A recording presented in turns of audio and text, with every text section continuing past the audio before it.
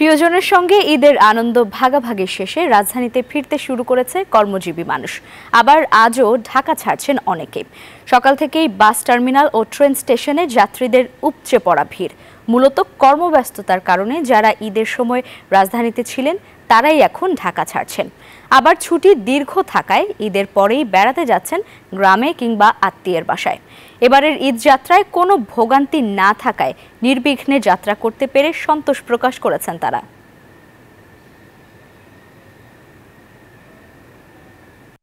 অনেকগুলো কাজ থাকে, একচুয়ালি কুলানো যায় না। হ্যাঁ, তো এই জন্য আমরা তৃতীয় দিনকে বেছে নিই, একটু শান্তিভাবে যাবো। কিন্তু এখন থেকে উল্টা হয়ে গেছে। আসলে ছুটি বেশি হয়, আমার মতো সবাই এই ধরনের ভেবে রাখছে আর কি। ভাড়া বেছে নিচ্ছে না এবং রীতিমতো গাড়ি ছাড়ছে। সমস্যা একটা যাত্রী প্রচুর। আমাদের দুর্গাপূজায় যেমন আমরা সেলিব্রেট করি, আমরা ঈদেও ঠিক তেমনই সেলিব্রেট করি। ঈদের পরে বাড়ি ফিরতেছি, ঈদের যে জ্যামটা এখন সেটা নাই, তো খুব ভালো লাগতেছে।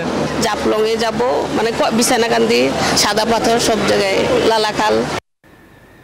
বান্ডেল থাকলে প্রতি সেনমানিতে টাকা বাঁচবে। বিকাশ সেনমানি বান্ডেল কিনে জিতুন প্রতি লেনদেনে।